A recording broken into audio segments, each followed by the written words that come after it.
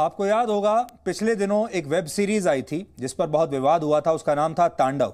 और इस मामले पर इलाहाबाद हाई कोर्ट ने गुरुवार को एक बहुत ही दूरदर्शी फैसला सुनाया है और इससे देश में उन लोगों की गलतफहमी दूर हो जाएगी जो आज़ादी का गलत मतलब समझते हैं और क्रिएटिव फ्रीडम के नाम पर हिंदू देवी देवताओं का खुलेआम अपमान करते हैं। असल में वेब सीरीज तांडव में हिंदू देवी देवताओं को जिस तरह से दिखाया गया था उस पर देश के बहुत सारे लोगों ने आपत्ति की थी। पुलिस ने रिपोर्ट लिखी, एफआईआर दर्ज की। उसके बाद गिरफ्तारी से बचने के लिए भारत में उस ओटीटी प्लेटफॉर्म की एक बड़ी अधिकारी अपर्णा पुरोहित इलाहाबाद हाईकोर्ट चली गई, लेकिन अदालत ने उन्हें गिरफ्तारी से राहत देने की याचिका को ठुकरा दिया और कहा कि हम आपको कोई राहत नहीं देंगे। और ऐसा करते हुए इस केस में जो कुछ कहा गया वो भारत में क्रिएटिव फ्रीडम का भविष्य तय कर सकता है। पहले कुछ पॉइंट्स में मैं आपको बताता हूं कि अदालत ने कला के नाम पर धार्मिक अपमान के मामले में क्या कहा है और फिर विस्तार से इस फैसले में लिखी गई बातें आपको मैं पढ़कर सुनाऊंगा। वो ऑर्डर भी मैं लेकर आया हूं आज। पहली बड़ी बात तो यह है कि अभिव्यक्ति की आजादी के नाम पर देवी देवताओं का अपमान किया जा रहा है, ऐसा इस आदेश में लिखा है। दूसरी बात, जातीय और धार्मिक भावनाओं को भड़काने की कोशिश की गई और ऐसा लगता है कि देवी देवताओं के अपमान के पीछे कोई निश्चित योजना काम कर रही है। तीसरी बात जो अदालत ने कही है वो ये कि दूसरे धर्म का अपमान अब कमाई का जरिया बन गया है। चौथी बात, फिल्म के जरिए देश और राज्य की छवि खराब करने की कोशिशें की जाती हैं और पुलिस प्रशासन और संवैधानिक पदों का गलत चित्रण किया जाता है। अभिव्यक्ति की स्वतंत्रता के नाम पर, अभिव्यक्ति की आजादी के नाम पर धार्मिक स्वतंत्रता के अधिकार का हनन नहीं किया जा सकता। सामाजिक सौहार्द बिगाड़ने वालों के खिलाफ सख्ती करना जरूरी है। फिल्म की शुरुआत में सिर्फ डिस्क्लेमर दे देने से आपकी जवाबदेही खत्म नहीं होती, क्योंकि आपने देखा होगा आजकल बहुत सारे फिल्म मेकर, आपने फिल्म के शुरू में लिखा होगा वो एक प्लेट लगाते हैं, डिस्क्लेमर जिसको कहते हैं, जिसमें वो कहते हैं कि ये जो पूरा हमने कहानी बनाई है ये काल्पनिक है, इसके सारे पात्र जो हैं वो काल्पनिक हैं और हम किसी को इससे ठेस पहुंचाने की हमारी मंशा नहीं है। तो अदालत ने कहा है कि सिर्फ ये डिस्क्लेमर लगाने से आप बच नहीं पाएंगे, क्योंकि अब जो फिल्म बनाने वाले लोग कर रहे हैं, वेब सीरीज वाले लोग जो कर रहे हैं वो ये कि वो एक डिस्क्लेमर लगाते हैं और फिर जो चाहे करते हैं, और जब पकड़े जाते हैं तो कहते हैं कि देखिए हमने तो डिस्क्लेमर लगाया हुआ है, हमने तो लिख कर दिया है कि ये सब कुछ काल्पनिक है, इसका सच्चाई से कोई लेना देना नहीं है, और हमने तो ये भी लिख कर दिया है कि हमें किसी की ठेस पहुंचाने की हमारी मंशा नहीं है।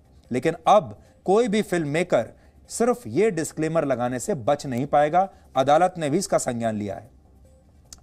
अदालत ने कहा कि अगर इस प्रवृत्ति पर लगाम नहीं लगाई गई तो कुछ भी फिल्म और वेब सीरीज में दिखाया जा रहा है देश की युवा पीढ़ी उसे ही सच मान लेगी।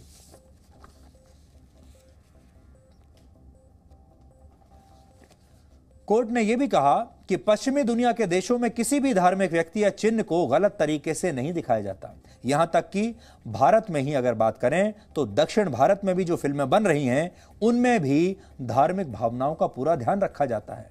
इस फैसले को पढ़कर लगता है कि जैसे ही हिंदी भाषी राज्यों में कलाकार आते हैं उनके लिए कला का मतलब धार्मिक भावनाओं का अपमान होता है, जबकि ये सही बात नहीं है। अब मैं आपको अदालत के फैसले के कुछ हिस्से पढ़कर सुनाना चाहता हूं। देखिए, अदालत ने बहुत बड़ी बातें इसमें कही हैं और मुझे ऐसा लगता है कि आने वाले दिनों में अदालत का जो ये वाला जो फैसला है ये आने वाले दिनों में भारत की दिशा तय कर देगा। इसमें सबसे पहली बात तो जज साहब जो कहते हैं वो ये है कि western film makers have refrained from ridiculing Lord Jesus और the prophet, but Hindi film makers have done this repeatedly and still doing this mostly unabashedly with the Hindu gods and goddesses।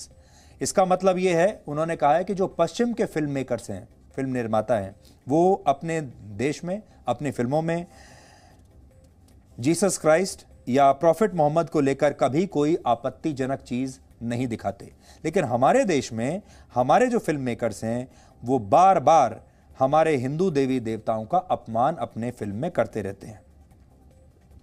This shows that from film this trend has passed to comedy shows। अब फिल्मों से ये जो trend है ये comedy shows की तरफ चला गया है।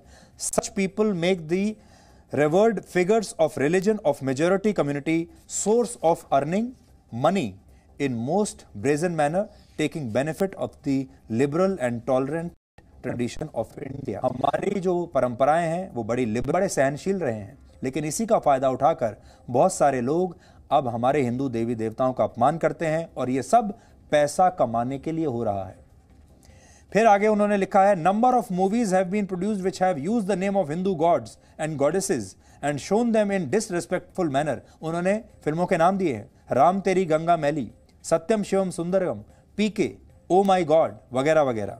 Not only this, efforts have been made to subvert the image of historical and mythological personalities जैसे Padmavati. This tendency on the part of the Hindi film industry is growing, and if not curbed in time, it may have disastrous consequences for the Indian social, religious and communal order। ऐसा उन्होंने लिखा है।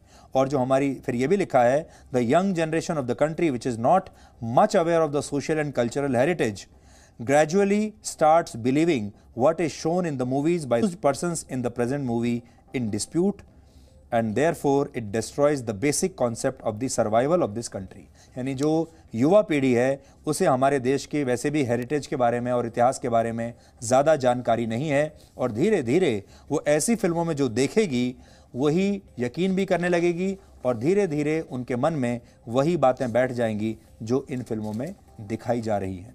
और साथ ही उन्होंने ये भी कहा कि दक्षिण भारत में ऐसा नहीं हो रहा, दक्षिण भारत में जो फिल्में बन रही हैं वो इनसे अलग हैं।